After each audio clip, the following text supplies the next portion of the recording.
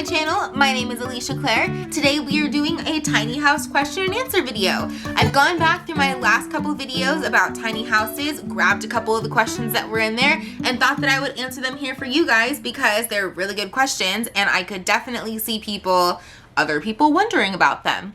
So let's just jump into it. My first question is from L Dancer. They say, "Hi Alicia, from Canada. I realize your tiny home is in the United States. I am in Canada and curious how to connect with a builder here." So I personally am living in the United States, just as a note, and there are two tiny house companies that I have seen when just kind of looking through photos, looking for different builders and things like that. One of them is Mint Tiny Homes, and then the other one is Minimalist Tiny Homes. And keeping in mind, these are just things that I found myself in searches when I was looking also, but those are the two that have popped up. You can also, if it works better for your situation or budget, whatever it might be, you could also have a tiny house built in the United States and then delivered to Canada most likely. For example, when I was looking at Mint Tiny Houses, they say they deliver in Canada and the United States. So I'm sure there are a lot that will do that for you and the opposite, and they will deliver them for you in Canada, or just finding a delivery company that is willing to cross the border into Canada and deliver a tiny house for you. My next question is from Sandra Randall. Have you done anything on insurance for the tiny home? So yes and no. Okay.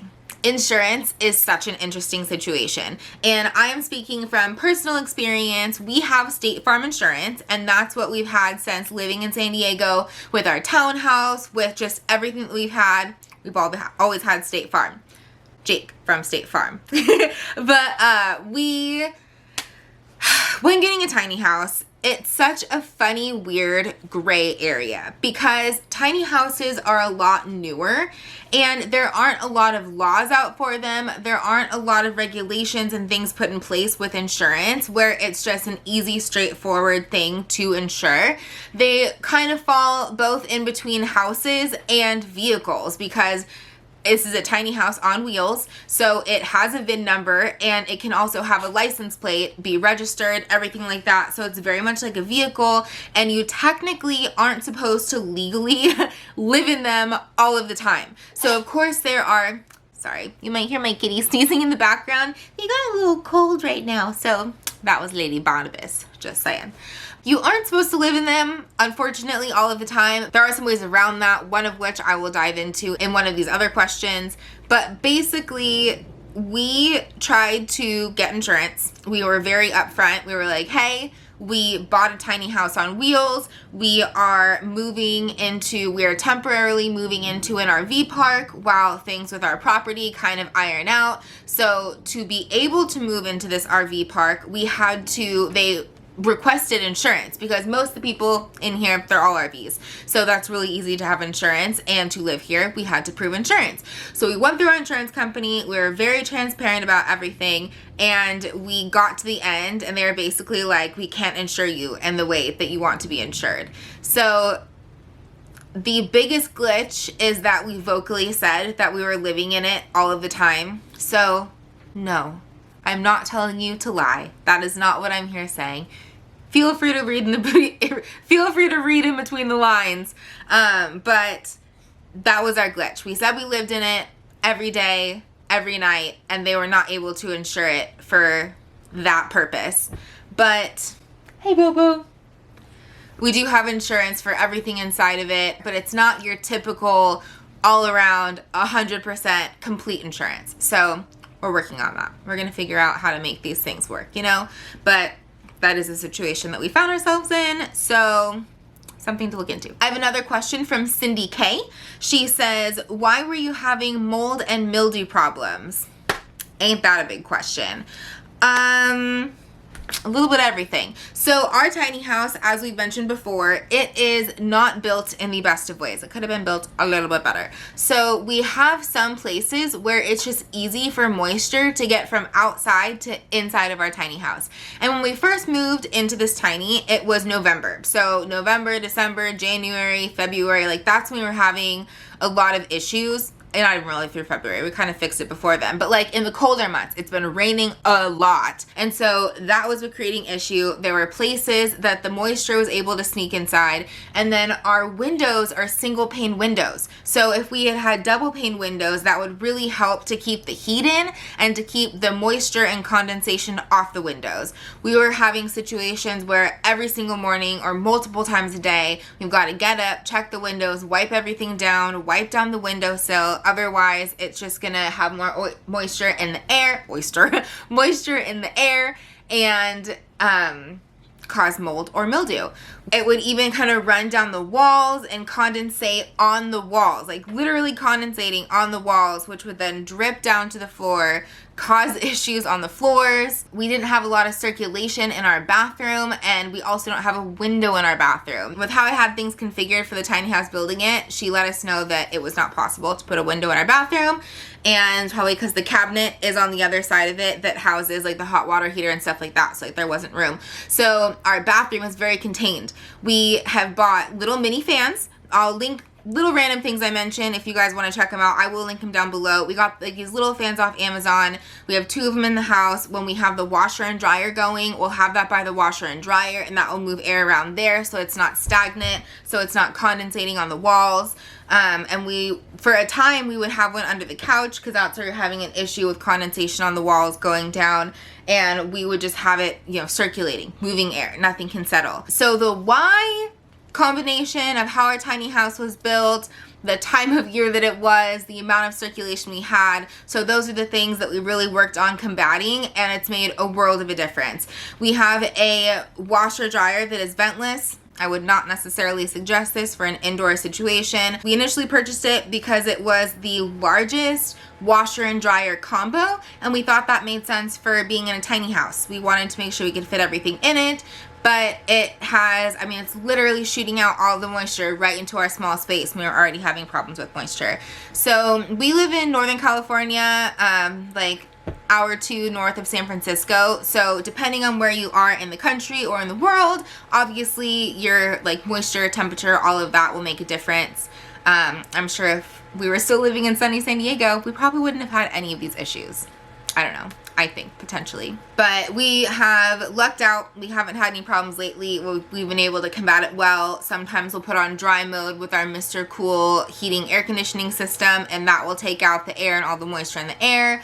We are still considering getting a better vent system. I believe it's called like a Lunos or something like that for our bathroom, but they're like $700,000, something like that we're looking into. So we're kind of just like, we're thinking about it. We're pausing on it. We're going to decide. Ironic. Thank you, Sandra Randall. Next question. If I'm going to have a Lunar air exchange, do you think I'll need an air filter? So that was one that I was speaking of, the Lunar Lunos. I'll type it on the bottom to make sure that I've got it correct here. But with that, do I think that we would need an air filter? I'm a big air filter fan, period. I like having it. It makes me feel better. We also have 3 cats. Mr. Bobo hanging out over here. So we've just got a lot going around. I swear to you, I vacuum this tiny house 2 times a day, and there's always hair everywhere. So for us, the air filter is really convenient for even that. So personally, I would definitely still have it. And I think really what she's asking is because the air filter is moving a lot of air around. That's why we got a decent size air filter. We got a Winix guy. It's like as tall as I'm sitting here, foot and a half by foot and a half. So it's got a good amount of power, and it's constantly moving air around for us. But the Luno system is really good. So if you're not concerned about purifying air, getting animal hair out of the air or anything like that, particles, this one, I like the Winix because it could get certain viruses and stuff like that out of the air. I would confidently say that, again, if you weren't concerned about those other things that the air filter can do for you, I don't think that you would necessarily need an air filter for the purpose of airflow in a tiny house. if you have the Luno system. Those are really strong. There's one of them where you can have it in your bathroom or have it anywhere, and it's doing like your in out for you. There's another one that you install in 2 different parts of the house. When we were considering doing this one, we would have one vent in the bathroom and then maybe the other one on this wall, but that's kind of why I was like, I don't want another thing on the wall with our Mr. Cool system and like all the cat shelves and stuff. We haven't even put artwork up or anything like that yet, but that would be an option. You could have them in 2 different places. I believe one of them is an intake and one of them is kicking air out. So it's working together, the whole system through the whole tiny, which is awesome. Bless you, Barney. She's sitting in the laundry hamper sneezing on our clean clothes. Another question that I got was, is the area that we're living in tiny home friendly? Will you have at least an acre in order to put your tiny home on the land? So, sort of, and yes. We are in the process of purchasing 17 acres. I'm so excited. It is gorgeous. There are like 2.5 building pads on it, but it is land that went through fire a couple years ago, so we really need to redo everything. There used to be a house on it. There's no longer a house on it. We need to redo the septic, re-get the water pump going. There's gonna be a lot to do, but yes, we have a good amount of space. Side note, it's also partially on a hill, so not all of it is buildable, but maybe like a third or so of it is buildable flat land that is like semi-prepared. So, I mean, you definitely don't need that much land to be able to have a tiny house. You could definitely do an acre and make that work with a tiny house. It would be great. But we are looking to have the tiny house as a temporary situation and build a main home and then still utilize the tiny house, whether it's Airbnb, whether it's travel. But we will be building in the future, so that's also why we wanted a little bit of a larger space. And is this area tiny house friendly? They are definitely getting more tiny house friendly. We're constantly seeing different subjects that are brought up to the county, kind of things that they're working through. And like I mentioned before, tiny houses are so new that it really is a big transition right now. Let me actually skip to a different question because I think that this is going to be also relevant to what I'm talking about right now. And I don't want to like double answer things kind of. So another question is, did you purchase your land before getting approval from state or county to place your tiny home on it? So relating to how tiny home friendly is Sonoma County. To answer that specific question, no, we did not get approval from the county or the state before buying the land because our land purchase is turning into kind of a complicated, silly situation where once everything is said and done, ideally when the land fully becomes ours, I will dive more into it. Right now, it's just kind of like a waiting game and silliness, and I don't want to like put too many things out there, you know, but we couldn't even confidently go to a county or a state right now and be like, hey, we are 100% gonna live at this exact address and then get approval.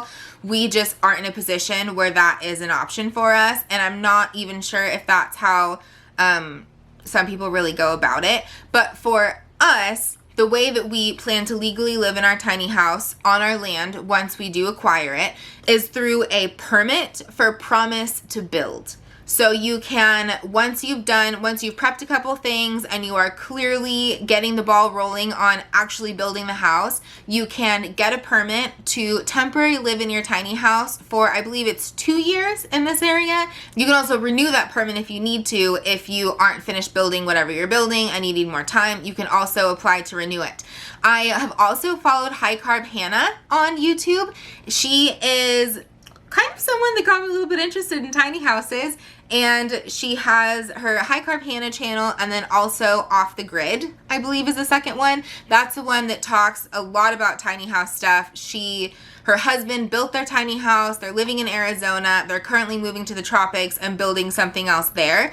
But I believe that they said in Arizona where they were living, it was 3 years that you're actually able to live in your tiny house with a permit before getting it renewed for another chunk of time while you're building your home. So that's what they did. They moved out there, set up their whole situation, and then within that 3-year time span, they built a home, moved into the home, or maybe they like had to renew the permit. I wouldn't know. But that's the general concept. So that's what we are also doing here and what works for us. So we have not started the permit process, but that will be after we get the land and after we've done a couple things to it, then we'll be able to get the permit, move the tiny onto it, and go from there. Next question is from Jennifer L. Such a beautiful tiny home. Love how bright and light it is. I think it is so great that you've put up so many fun things for your kitties to enjoy too.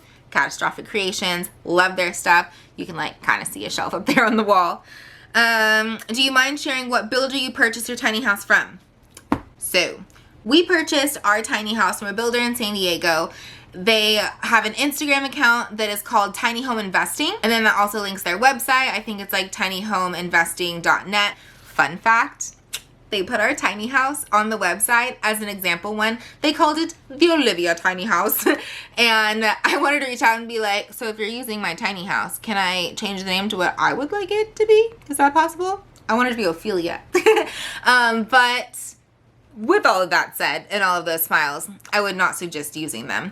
We had some issues with our build. They just kind of, our opinion and the opinion of people that we've had to come, professionals that we've had to come out and look at it for like estimates and suggestions. They basically did the bare bottom, bare minimum, the least that you can do to get a tiny house on a trailer and send it to somebody without it falling apart on the road.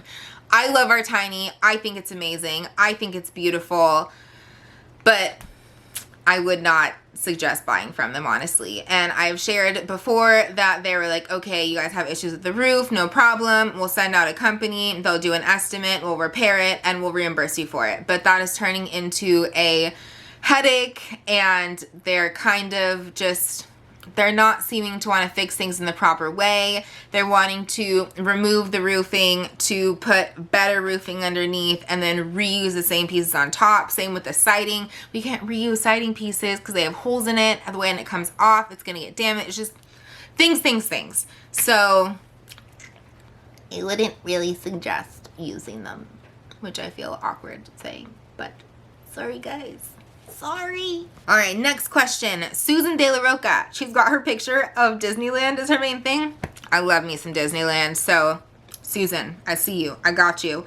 I used to go to Disneyland in high school, living in San Diego, because we were so close, like an hour, less than an hour, sometimes south of it, depending on how fast you drive in the traffic, you know? We would go more than once a month. I used to go with my friends like 2 to 3 times a month, sometimes depending, because back then we would, I swear to you, I paid like $15 a month for a Southern California Select membership. And it just kept going up and up and up price-wise. Like they wouldn't even tell you. They would just raise how much you were paying. And then all of a sudden I was paying like $45 or $50 a month and I wasn't going enough to make it worth it. So I was like, I need to cancel this. But when it was $15 a month, you guys, that's how they got us 30-year-olds to be obsessed with Disneyland, I swear. But I love it. It's my fave. That's not the subject. Let's get back to tiny houses.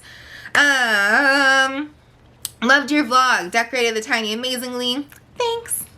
Are you parked in an RV park or a mobile home park? Yes, we are. That was not one of the only options that we found when we were looking for somewhere to stay. We did look at different RV parks and mobile home parks. We looked at camping grounds. We wanted to find something where we had a bit more space, possibly in between us, like in between us and a neighbor. We wanted lots of greeneries, trees, whatever we could do. I feel like we did luck out here. We are kind of close to our neighbors, but there are a bunch of trees. They have 2 different pretty big grass areas for like if people have dogs or like if they want to hang out outside. We've got a creek that runs behind us, so we feel really lucky about where we're staying. But other options that we were looking at were seeing if there were people that, I can't think of what the website's called. I think actually might have been like Hip Camp or something. I'll put it though up here on the screen. We reached out to people that have property in the area that might be open to monthly renting us a space on their land to stay. So that would have been really cool if we could just be on someone's property and kind of like feel like we're even more in our own space. But what's really cool about being at an RV park is they've got all the hookups. So we've got septic, water, electrical, and it's just all taken care of, which is great, especially because we're going to be transitioning on to a space where we are doing all of that ourselves and are setting it all up ourselves. So if we can, you know, have at least a little bit easier in the beginning or we're figuring it out, why not? All right, I have what I think is my last question here from Camila Nilsson. Hi. Hello. I fell in love with your vanity in the bathroom. Where did you buy it from? We got it from Wayfair. I also love it. No complaints. I spent ages trying to find something that would work for our space that was not too big, but it had enough shelving or enough cabinetry space. It was practically impossible. I was going crazy looking for vanities that, like, if they are the single sink vanity and let's say that there are 3 drawers on the front, it's very possible that the top drawer is fake or it just folds out and gives you like that little space.